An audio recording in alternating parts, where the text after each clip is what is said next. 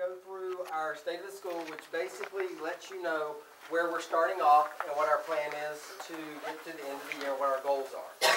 So those are some of the things we're going to discuss. There's a couple of changes that I'm sure you're aware of that we'll discuss more in depth. Changes as far as the district goes with the district charter, things that included in the Kingsley charter, and with assessment. As a lot of you know, we are no longer doing the CRCT, but we're now doing the Georgia milestone. So we'll touch base on some of those, and we'll share the information that we have with you today. There we go. First off, our demographics. Our enrollment by gender, we have 280 males, 289 females. By ethnicity, you'll see that we have a diverse population. The majority of our students are Latino students, with 265. And the second largest group is 206 white students. Our total enrollment as of this morning is 569 students. So we're about the same as we were before. We go up and down. With part of our transient population, we do shift a little bit during the year. We'll gain some students, lose some students. But it normally stays right around the 570 to 600 mark. We haven't broken the 600 mark yet, but we do inch a little bit closer to it every year. As far as our results, these were our test results from last year. We shared this at the end of the year in our CCRPI meeting, but during the summer we got all of our scores back, and these are from our retest and from all of our things. 91% of our students in 3rd through 5th grade met or exceeded standards in reading. We got right at 90% in ELA, 79% in math, 73% in science, and 81% in social studies.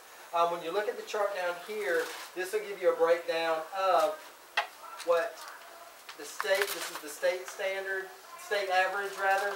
This is what the average is in the CAB, and this is what we actually got. So we are above in reading, we were above the DeKalb average, but below the state average. But we did make a gain in reading, very small gain in math. We had a small gain in English language arts, very small decrease in math, decrease in science, and we stayed the same in social studies. Now, this is how we fare to schools that are in the Dunwoody cluster. Looking at Austin, Chestnut, Dunwoody, Hightower, us, and Vanderbilt. This is how we fare with those schools. And these are the percentage of students that met or exceeded. Now, there's a lot of factors that go in there. When we looked last year at our CCRPI score, we talked about the fact that our achievement isn't necessarily really, really low. 91%, 90%, it's our progress and where we're looking at our achievement gap. When you look at our gains, as we just saw a second ago, it's the fact that our gains are not that big. We're making 3% gains, 1% gains, losing 1%, losing 5%, and not moving at all. It's that movement that's affecting us. So one of the things that we talked about last year, how are we going to get our students to move? The achievement portion, some work to do in the achievement portion, but we're not horribly, horribly bad in the achievement portion. It's making those gains and making that progress that we're looking at. And we'll talk about, last year we talked about some programs that we were going to implement, and we'll talk in a second about what we've actually done this year to address some of these concerns. So the other schools in our area, do they have like the same kind of enrollment numbers like we do? They're hovering around 550 or 600? No, it varies. Like Dunwoody is a much larger school than we are. Chestnut and Hightower has about 900 students. Chestnut is similar to us, I believe. Austin is similar to us, maybe I think a little bit more, and I have no idea what Vanderbilt has. Vanderbilt's up at 800. Austin is between like 650-ish. They've come down in numbers. But the one big difference is if you look at the demographics of all the schools. So not necessarily that bottom enrollment number. When you look at demographics, and it's not just demographics, but it's also socioeconomic. There's this huge connection between socioeconomics and achievement. There's just science that goes behind that, it's involvement at home, and it's the ability to do certain things. And it's exposure to outside, a lot of the students that are in the higher socioeconomic area, they've had more life experiences. They've done more things. Whereas students on the lower end of the socioeconomic spectrum haven't had those same experiences. So when we're looking at acquisition of academic vocabulary, I think there's some limitations that's purely based on socioeconomics. So enrollment numbers don't really affect our overall scores and stuff? Not as much as demographics do. Okay. Yes, ma'am. As far as the demographics, where do you pull those numbers? Because like I noticed the multiracial were like 23 kids, and I can think of like 40 kids in this school that are multiracial. That is pulled directly from how the parents fill out a form. If you're an African American parent and you check that you want your student recorded as a white student, even though we can see 100% that that's not accurate, we go by what the parent reports.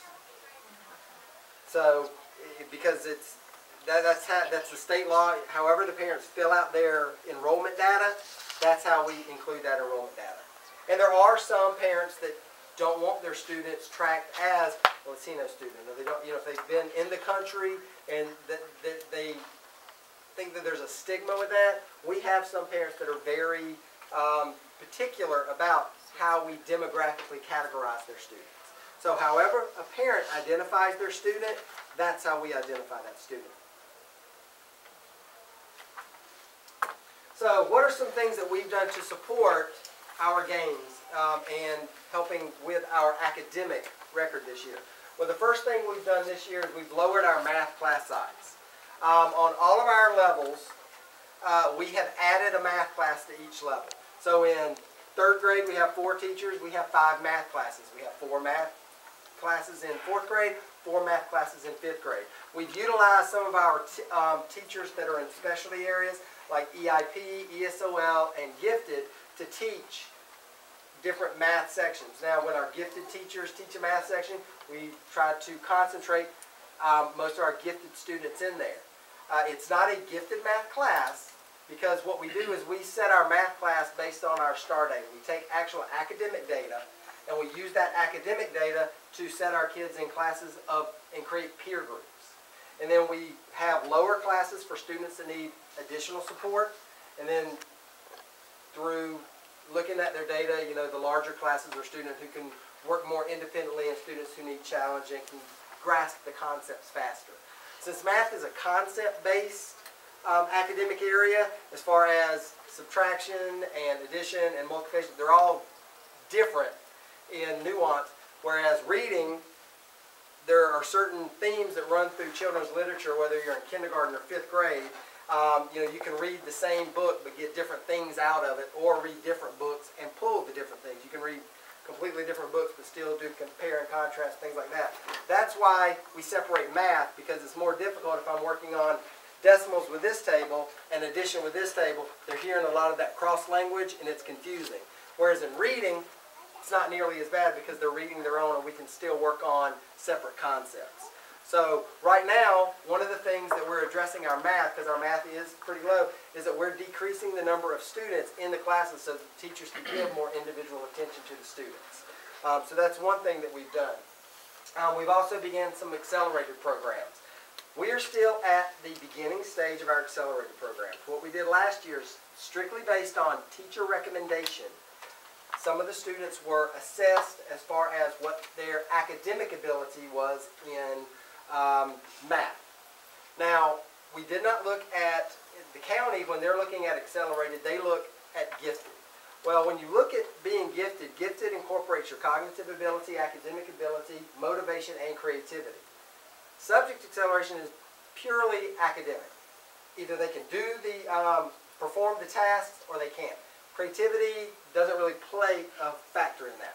So we, based on teacher recommendation, we did give an assessment to some of our students based on what they got and see if they qualified. So right now we do have about 5 or 6 students who are accelerated a subject. Everybody in the school has math first thing in the morning. So that as students qualify for this accelerated math, a 2nd grade student would actually go to 3rd grade. A 3rd grade student actually goes to 4th grade. So we're still at the beginning. That is a program we want to grow, but we're going to have to grow it slowly so that we do it right. We don't want to grow it quickly and place kids that aren't prepared, because there's a lot of factors. It's not just about academic ability, it's also about social, can they socially take it? So as we start growing that program, you'll hear more about it, but we're allowed to do that under our charter. DeKalb County has a completely different set of criteria for acceleration.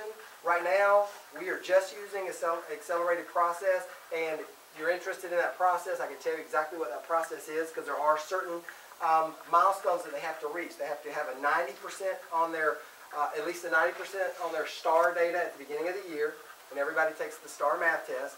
And then there is a semester 1 and a semester 2 test that they have to take. Once they take the semester 1 test, they have to at least score an 80% on that, which shows that they already know 80% of the content for the grade above. Then if they score an 80% on that, we give them the semester 2 test. If they score 70% on a semester 2 test, then that shows that they know 80% of semester 1, 70% of semester 2. Then we talk to the parent, and the parent has to give permission for that student to be accelerated. Yes, ma'am. Is this in addition to Discovery or separate? Separate. Has nothing to do with Discovery. Right, so you could still be in Discovery and be accelerated? That's what I'm confused You about. can, but being in Discovery doesn't qualify you for Right, accelerated. got that. So they're separate programs. Discovery has its own set of criteria. For gifted, that's a state set of criteria. The accelerated program is a program that we do here. Is this for 3rd through 5th or for anybody? It's 2nd through, right now we don't do 5th because we haven't got it set up where we have a teacher that can teach the 6th grade math. We are looking at that. Mr. Colanino is certified to teach 6th grade math. He has his math certification in middle grades math. So we're going to look for that for next year, but we weren't prepared to do that this year. So right now we have some 2nd graders that are going up, we have some 3rd graders that are going up, we have some 4th graders that are going up. Yes, ma'am. So even when they're in accelerated, when it comes to the standardized testing, they go back with their regular class. Correct. They receive instruction on instructional level, but when they test, they're still on grade level. And you said this was by teacher recommendation? Last year was by teacher recommendation. We're going to expand it a little bit and look for criteria depending on what they get on the CRCT, and then we're going to look at where they end up on the STAR. We're going to set criteria where it'll be more criteria based rather than teacher recommendation. But the first rollout, since we're kind of trying it a little bit to make sure it's going to be successful and make sure it works, that was the criteria we had then. But we do have more set parameters now that will apply to everyone at the end of next year. Yes, ma'am. Maybe putting the cart before the horse, but since this is tied in with our charter, and our charter is kind of in limbo right now, if we end up being a charter system and the flexibility that we have individually as a school changes, what's going to happen to kids who have been accelerated if that goes away? I'll get to charter in a second. I am going to talk about that. I am going to talk about charter and the district charter and how that affects us. I'll talk about that when I get there, but I will address that. We've also added additional support staff. On October 1st, we've actually added another ESOL teacher. So we've now moved up to 3 because we've qualified additional students. And this year we have an EIP position, which is an early intervention program. So again, that allows us during math or reading to reduce the number of students that are in a classroom, and they get more individual attention from the teacher. So, which will support them, and they will do better in their academics. So those are some of the things that we've got in place. All of the teachers are also taking part in professional development. We have a math training from Region 1. Monthly, our teachers meet to go through some math training. They meet monthly for literacy labs and literacy training when we're working on our guided reading. And these are strategies that will apply to all students, whether they're gifted or whether they're special ed. These run the gamut of these strategies help all children.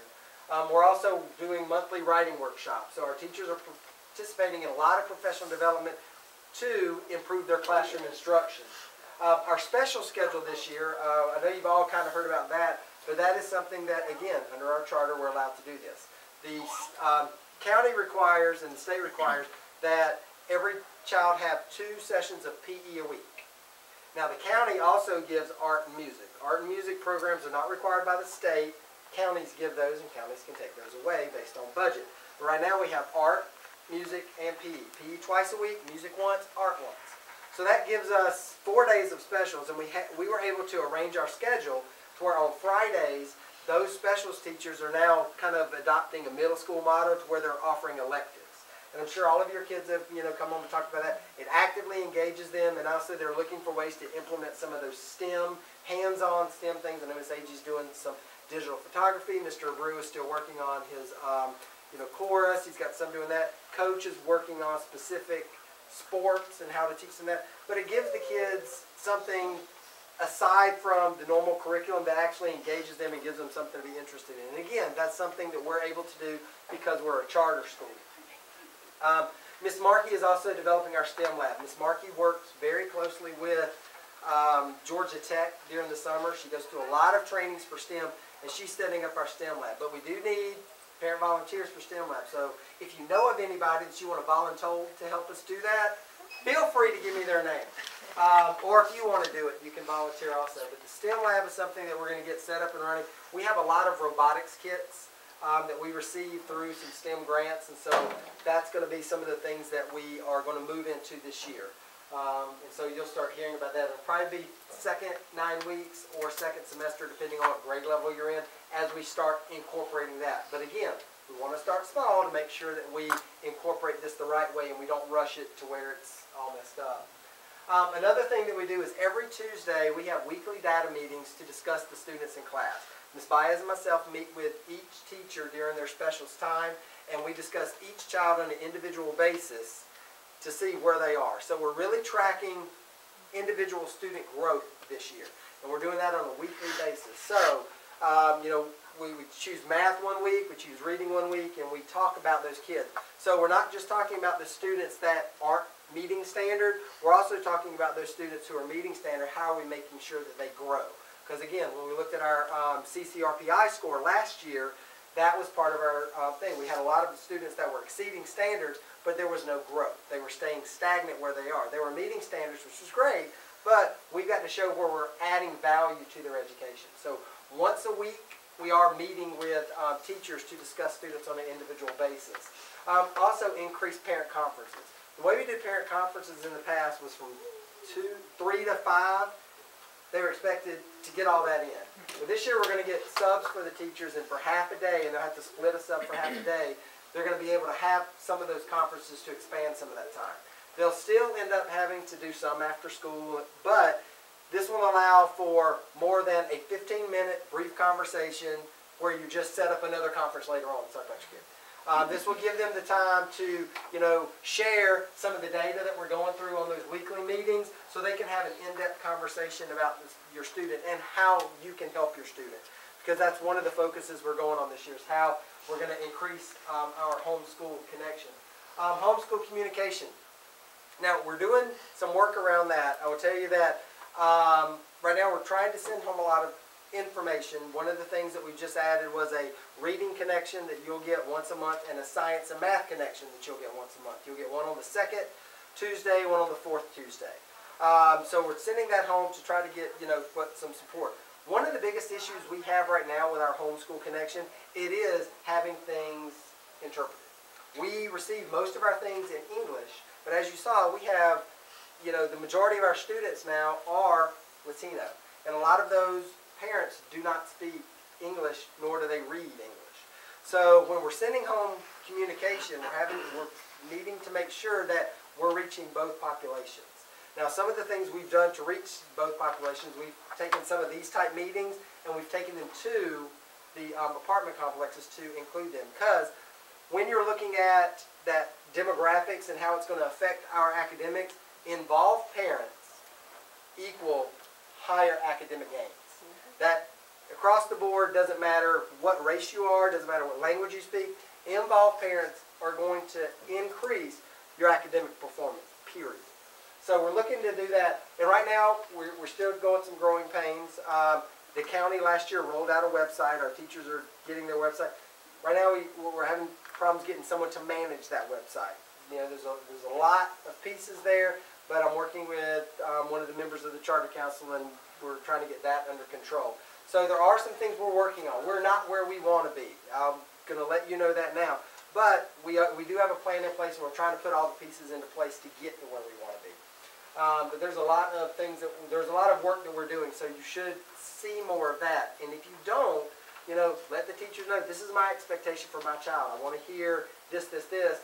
And then if it doesn't materialize, then be sure to let us know, just so we can work on that. Because feedback is also one of the things. When we look at how our school is running, we look at a couple of things. First, we look at the observations in the classroom. But when your boss walks in, you're going to change things. It's just one of those things that happens for everybody, even if you're doing a great job. So we look at observations. The other thing that we look at is we look at lesson plans, and we look at our data and how we're doing. But another piece is feedback from parents. When your kids come home, what are they saying? What are the feelings? I ask Allegra all the time for a barometer of the community. Have you heard anything? What do I need to be aware of? Give me a heads up. Because I know that most of the meetings don't happen in the classroom, they happen at the pool. So, but that's a great barometer of what we need to look for. So if you've got feedback, we're always open for feedback. But I will ask you first, go to the teacher and give the teacher the opportunity to fix the problem. Because 95% of the problems that we have that come into my office, it's all about communication. And it's all about, a lot of times either the teacher doesn't know, if they just had a heads up. It's an easy fix a lot of times. Either they just don't know or we don't know. We're doing something that through our lens seems like a great idea and it seems like it's working. But through the lens of a parent or a lens of a student, there may be something we're missing. So feedback is something we're always open for. We've also are kicking up our mentor and volunteer program. Miss Alexander has been doing a lot of work with that, and so is Miss Blair. She's gone and had meetings. We had a church that came yesterday that they are going to be sending some volunteers to start working with our students. They have a schedule. We're really trying to get the community involved because second from parent involvement, any involvement with an adult. Every student should have one adult that they trust and knows cares about them. So if we can identify some of those students that may not have that piece at home, for various reasons. If the parents are more concerned about putting a roof overhead, clothes on the back, food on the table, sometimes they just don't have time to help them with homework. So we're going to try to get people to come in and do that. Yes, ma'am. I love that we're having people from the community come in. Are you giving background checks to them? Yes, there is now the background check, we are not doing a full background check. We're using pretty much, there's a form that they fill out. We're checking the Georgia Sex Offenders Registry, and we're running through the Identikit program. Which, we're doing our due diligence, but no, we're not doing a criminal background check on people. We can't do that. And you have to, the county will perform a criminal background check, but it's like $45, and what that does is it keeps people from volunteering. Now, we do our due diligence, and we check them out. If you look shady, and I know that looks don't do everything, but we do check the Georgia Sex Offenders Registry, and we are in communication with, most of the people we're connecting with are groups. So they've also, and we're having talks with them to make sure that those are some of the people. And we've also got guidelines. These people are never with a child by themselves. If they're working with children, they're here in the media center, out in the open. So we've got due diligence that's going on. We're not just letting anyone come in here, and we are checking some, doing the background check that we have information for. Are they asked something as simple as to provide references that can be checked? Well, we haven't asked for references. There is a form that we have them fill out to where and we take copies of their driver's license, and we have all of that. Because on that form you said list two, just like you would for any job or anything, list 2 references, somebody, people that can be contacted, whether it be a friend the problem with that is logistically, we don't have anyone that's going to be, we can check the registry, but, when you have a reference, it's just like applying for a job. I could put you down who's never worked with me and say, hey, if they call you, give me a good reference. There's some, I don't know where and that's why we're working with groups like churches, and we've talked to the preachers and things like that, that even though I know churches aren't necessarily saved, but that is kind of the reference, we're having those people, we're going through organizations, organized organizations. We're not opening up, putting flyers out of Kroger. We are working through organizations that's kind of their, we're using them as the barometer for who we have come in here. How are the kids being identified for the mentoring and volunteer? Teachers. Teacher references. Miss Alexander has some criteria that they're looking for, some academic, some social, so the teachers are making those recommendations right now. Yes. Yes, we have to get permission, and that's another thing, we get permission anytime they're working with, anytime someone outside of a DeKalb County employee is working with the students, you know, we give it, unless if it's a one-on-one, like a mentoring program. If it's a group, like, you know, you come in and they pull a group to work with at a table, then that we don't necessarily get permission for, because those groups are fluid and change. It's not ongoing, it's, Correct, but we do try to, again, we're trying to put it out there that we are having people come in and work, you know, with our students. But we are going through organized organization. We are going through organizations when we pull those people in. And I know the faith-based community is a large opportunity to get that community people into the schools. So I think that's a great idea. So, and we've also, we're starting some clubs. Ms. Ingram has started a running club. We also have some teachers that are looking into starting some math clubs. There's the online math league. There's some clubs that our teachers are getting involved in. At the end of last year, when we went over our CCRPI data with the teachers, one of the things I told them was that during our pre-conference at the beginning of this year, I was going to ask them what their extra step was that's going to get us where we need to be. So a lot of teachers have identified things that they want to do extra with students. We're going to start pulling students in the morning for some tutoring. There's the running club. Even though that's not academic, it still helps with the community. It still helps with a lot of stuff. So our teachers are getting more involved with clubs and things like that. So those are some of the supports that we have in place now. From the beginning of the year to now, that we've already kind of put in place. All of these things have already happened. They're not things that we've got planned. We still have things planned coming up. So we're hoping that the list of supports that we are implementing to increase our academic record will grow as the year progresses. Yes, ma'am. As far as the special schedule, I know you said on Friday the kids get to choose what activity, but as a parent, do we get a say? Like, I don't want my child taking PE because he likes running around when he's already got it 2 times that week, and now he's going to have it 3 times. Is there like a way that we can say, I know my child chose PE for that Fun Friday special, but I don't want him doing PE Friday. I want him doing something a little more academic? Well, that's, you can talk to the individual specials teachers, because we did talk about that a good deal, and one of the things that we did want it to be, we wanted the students to be authentically engaged in the activity, and in order for them to be authentically engaged, there has to be a degree of choice in there. So that was a conversation we had, whether we should send it to the parents and have the parents fill it out, or whether we should have the students pick it out. And the overwhelming consensus was that if the students actually pick their elective, they're going to be authentically, actively engaged in it, and they have an intrinsic desire to learn about digital photography or learn about course, and that really just takes down the discipline, takes down some of those things. But if your child does select something that you don't want them to take, talk to the individual teacher about moving that. How long does it take? Like, how long is the special schedule? For 7 weeks, 2 weeks? I don't know. I think it was for 9 weeks. And then they will change. I think it's every 9 weeks they change. So I think during the year they can take 4 classes. Yes, ma'am. Follow up on Charlene's, but a child can't take PE all 4 or 9 weeks. No. They have to, so at one point they're... And it's a little different than PE. He's picking specific sports and teaching them how to correctly play the sport. PE they do some other stuff, but I think right now, I forget what sport he's teaching right now. Soccer, I think. Soccer. So they're actually going through, these are the actual rules of soccer. These are some of the drills they do. So it's more than they would get in PE, because it's more structured around a specific sport, and it goes through the rules and things like that. But they'll hit each one at least through the year, right? Yes. They will do that. I guess I have a question about that though. If when it says like PE is a choice, does it say soccer so that they know? Okay. Yes. But if they wanted to do each of the different sports, then I guess that's where the question would come in as far as picking something different. I don't think with the rotation of sports, I think he's going to do the same sport. for that grade level, because every grade level has something different. He's gonna do that same sport twice, so that if someone's in course right now, they may transition over to the sport, and then second semester he may offer something different.